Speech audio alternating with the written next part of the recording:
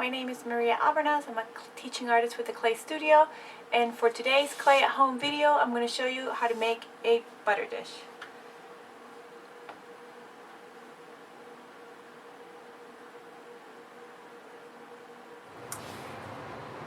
The materials that we will be using for our butter dish is a fork or something to score, a skewer or a needle or something to cut clay with, a string for slicing the clay, some plastic ribs. We can also use a template and if you have a specific shape you want to pre-cut that. I made a little template of the size of my butter. I have a butter stick, so I wanted to make sure that it was going to be big enough, accounting for shrinkage, the height of my walls. You could also always pre-plan that in advance. Sponges to clean. I use this little styrofoam to place my butter dish on top of and move around, sort of like a banding wheel. Newspaper that you want to put in between the two when you're working. Fabric to cover your table, and some clippies if you have them, so you can clamp down your fabric. If you have a rolling pin, you can also use that. If you have one handy, if not, that's okay. I will also show you how to stretch your clay without it. To begin making our butter dish, we are going to cut a slab. Since I'm using reclaimed clay, my clay is a little bit marbled, but please ignore that. The clay that you buy from the Clay Studio is not going to look like this. I'm going to use my string, roll it over my fingers, and slice through my clay. If you don't have a rolling pin, you can throw the slab to create, to stretch it out. You want to do it in an angle when you're throwing it.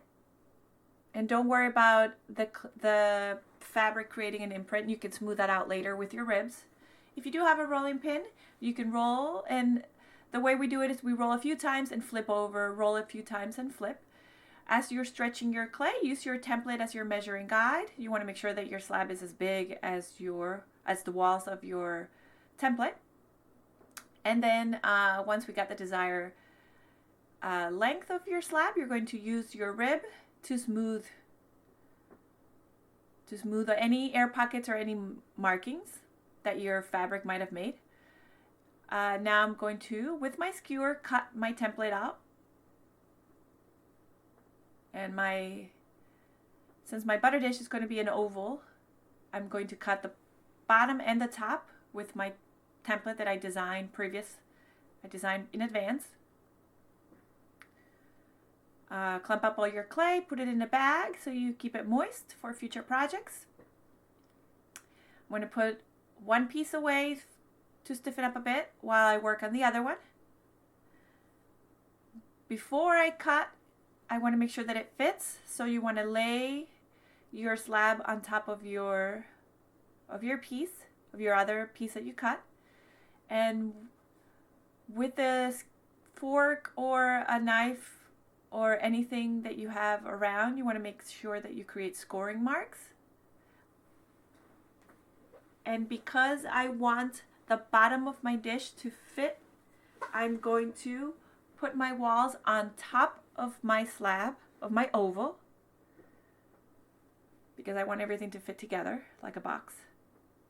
And I'm going to press my connection together. You want to make sure that you start at one side and push it down with your fingers. See if you can see my scoring marks I made. Always score every single connection.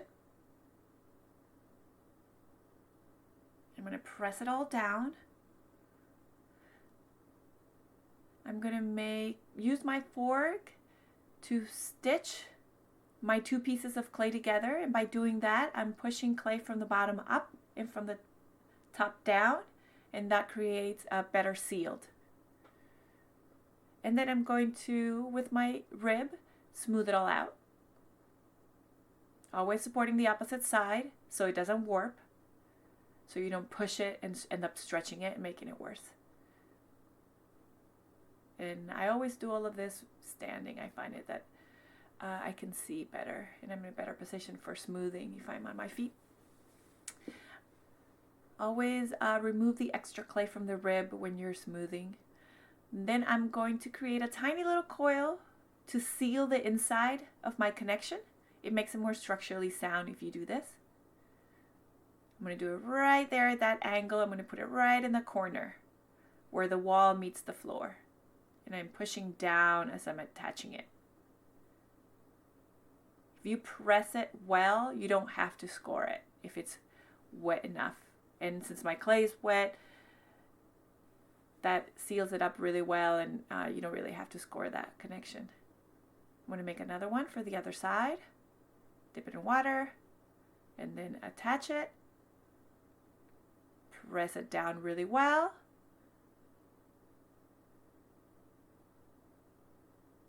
Clean up your rib for smoothing it. You don't want to add more texture instead of removing it. And then I'm going to push half of my coil up onto the walls and half of the coil down to the floor. Makes it more structurally sound if you do it this way. Smooth it all out. And I do a lot of smoothing. I don't like to leave a lot of markings. I know some people like it a little bit more organic, but I like to get it all nice and smooth. And I have a tiny little styrofoam tray that I'm going to use to move it and leave it onto the side so it dries for a little bit, stiffens up, while I focus on the bottom of my butter dish now.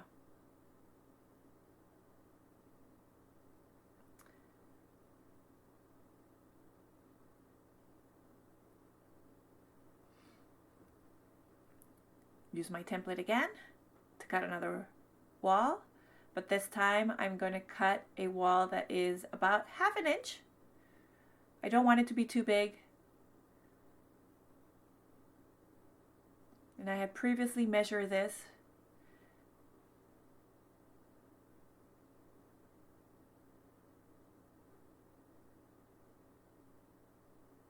When you're cutting, you want to make sure you do it very slow so you don't get off the line.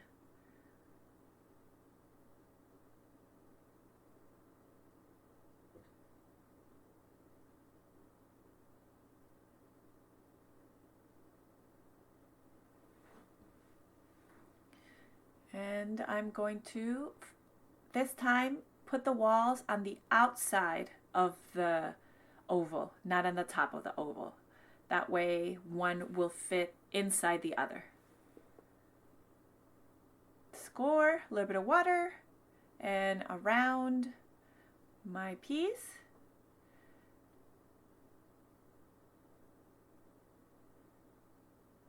I'm going to stitch those two pieces together with my fork, score it together. I call it stitching. It's not really stitching. And I'm going to flip it over and now score that connection together.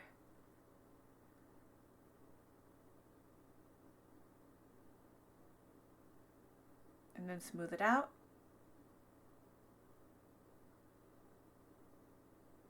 Always supporting the opposite side with your other hand, so you don't stretch out the clay while you're pressing, while you're adding pressure.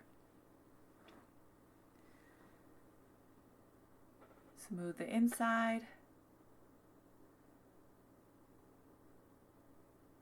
Smooth my rim.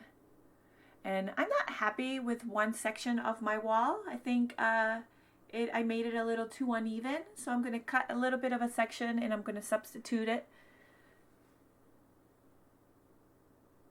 That's one of the things about rolling a slab without a slab roller. The walls don't really come out even, but that's okay.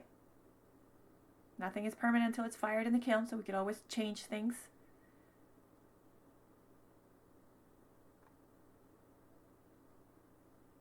Make sure you score everything together. And we're going to repeat all the previous steps we did. Smooth it all out. Smooth the bottom.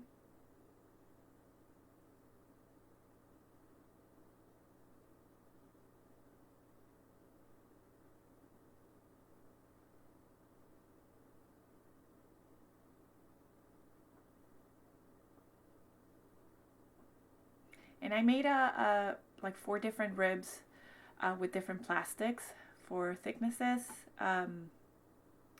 so I can fit in different angles better. You should definitely do that. A little bit of water to take off all the any extra markings, smooth it all out. And then put it to a side. And while that stiffens up for a little bit, I'm going to now a little bit more smoothing. And now this has been sitting out for about 20 minutes. So it's not leather hard, but it's stiff enough that I can now turn it around and it won't cave in. The ceiling won't cave in. So now I'm going to start working this side of the butter dish.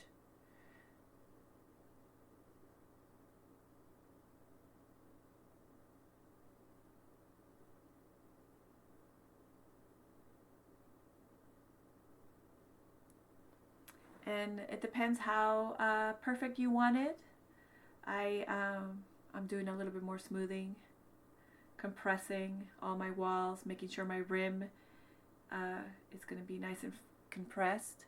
And now I'm going to start pushing the ceiling of my butter dish out a little bit to create a dome.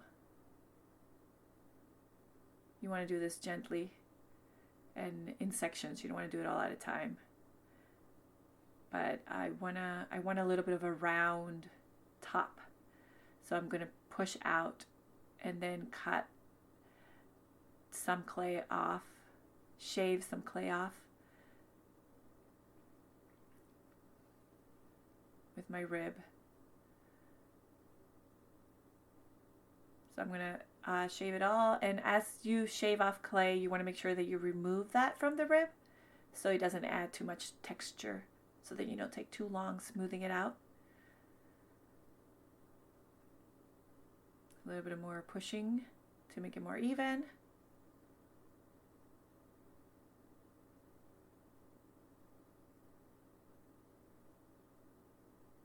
Bit of it more smoothing, more compressing.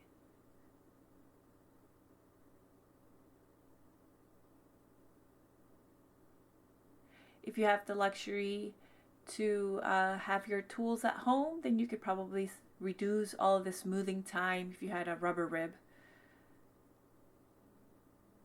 But because we are using what we have available at the moment, it takes a little longer for smoothing.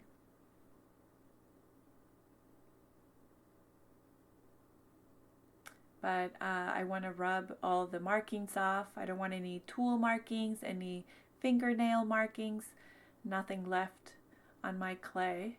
So that's why I'm taking such a good amount of time in the smoothing process.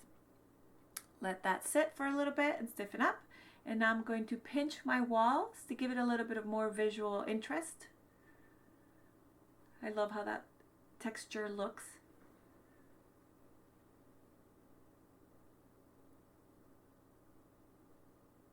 And smooth it up a little bit.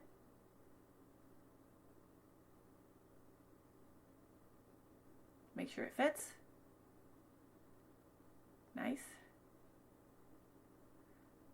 I'm going to roll a coil now by pressing clay in my hand and then rolling it. And this to make a little bit of a handle or a knob. Depends on how you want it to look. Make sure that you smooth all of the wrinkles when you bend clay, especially if you're not pulling a handle, but you're rolling a handle. You want to make sure that any cracks that form while you bend the clay is smooth out. Also push down onto the table the coil to make a flat piece, and then a little bit of water to adhere it. Make sure it's in the center.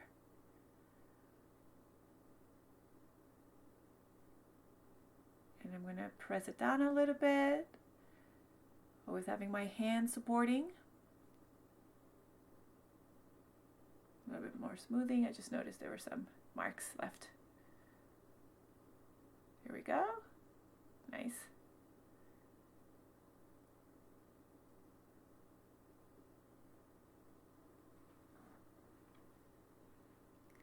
And voila! We have a lovely handmade butter dish. Thank you so much for watching this video. My name is Maria, and see you next time.